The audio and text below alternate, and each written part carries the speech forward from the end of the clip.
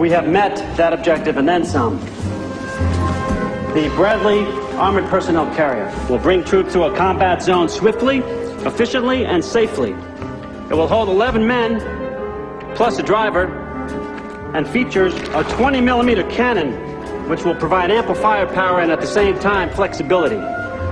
Lightly armored, speedy, and solidly engineered, our troops will be arriving at the battlefield in the very finest American technology has to offer. And at $1.5 million per, a real bargain. Nice work, Colonel. Outstanding. Damn impressive. In other words, it was designed to be a big taxi cab, drive guys to the battlefield and go back home. But how did it end up with a turret on top?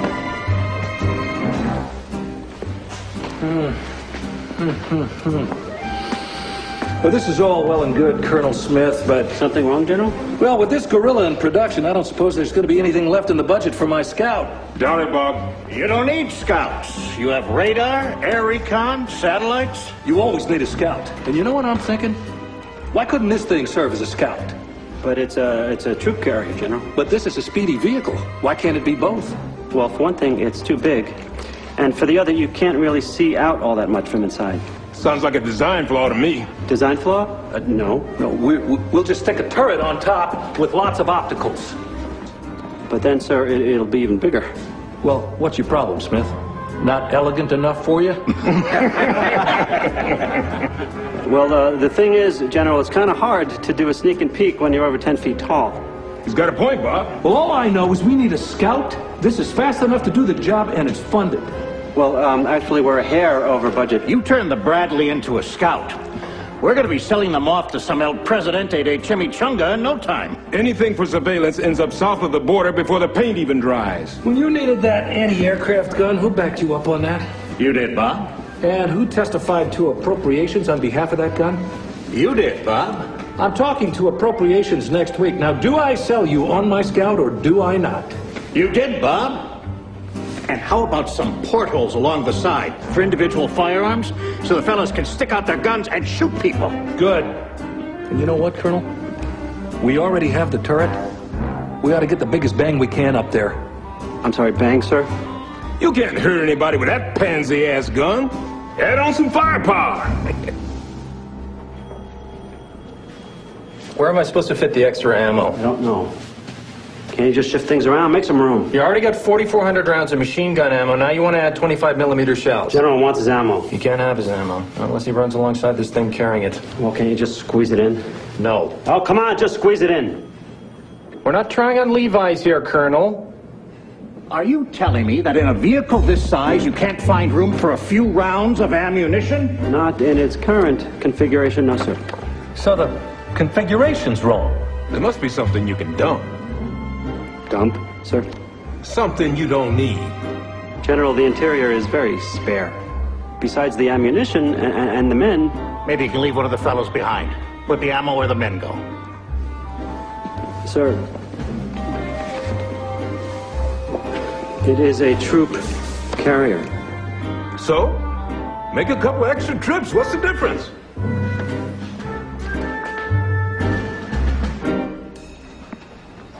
They want a transport that doesn't carry men and a scout that's got a cannon as big as a tank's on it. And portholes.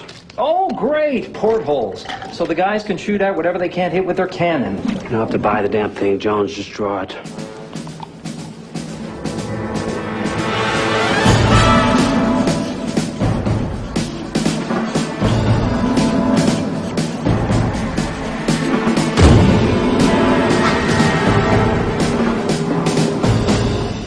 That's one hell of a cannon.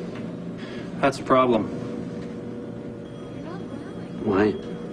You go out in a battlefield with this pecker sticking out of your turret, and the enemy's gonna unload on you with all they got.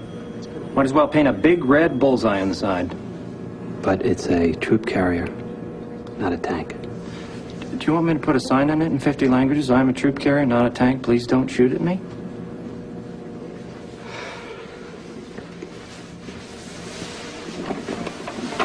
This was going to be so beautiful. That's good work, Smith. Looks perfect to me. Thank you, sir. Thing is, Yes, General? looks a little like a tank with that cannon on top. Probably gonna draw more fire. Actually, sir, that has come to our attention. We know it's not a tank, but will the other side?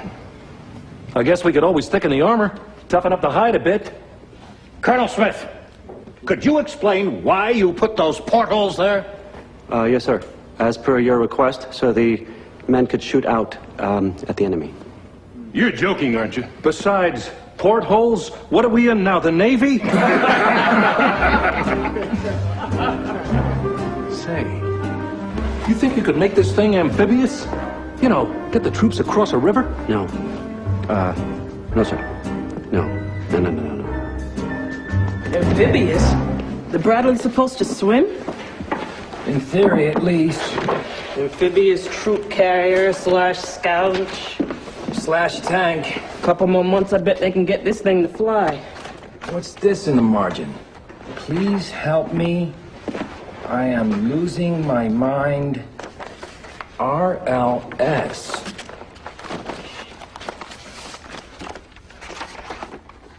Lieutenant Colonel Robert Laurel Smith, head of oversight and development. Aluminum. This thing's got an aluminum skin. Huh? Anything an enemy tank fires at is gonna go through it like a hot knife through butter. We're doing the specs on using steel rather than aluminum. Of course, steel is much heavier than aluminum, so it won't go as fast. No, we can't lose speed. We lose speed, it won't work as a scout vehicle. It won't keep pace with the M1 tanks either. Thicker armor's a reactive measure. Let's think proactive here. I say equip the thing with anti-tank missiles. Then it can blast those enemy tanks before they get a chance to fire. What do you think, Colonel? Fine! Anti-tank missiles? I don't know. Where do I put them? The men will have to wear the missiles as hats. I don't know, Jones. That's why you get paid the big bucks. Colonel, there's no room. We're not talking About about... a pair of Levi's. I know! God damn it! What we are talking about is 11 years with nothing to show for it. Except an ulcer the size of the District of Columbia and a career that's on permanent hold. You see this? I've been a bird colonel so long, I swear I'm growing feathers. Now, if you have to design hats to hold those goddamn missiles, then just do it.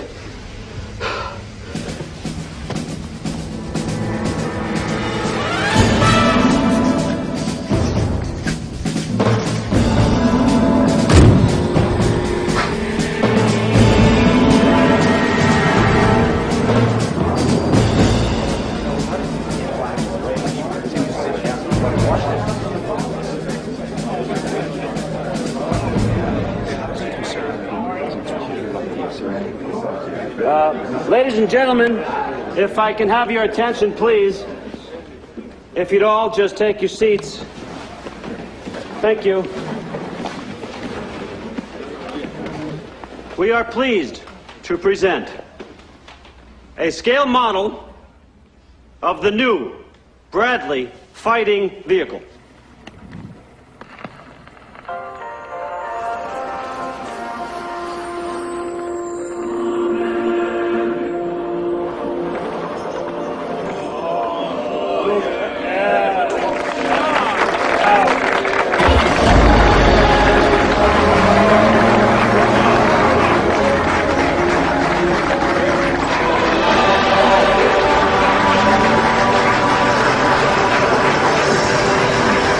Featuring scout, troop transport, and anti-tank capabilities.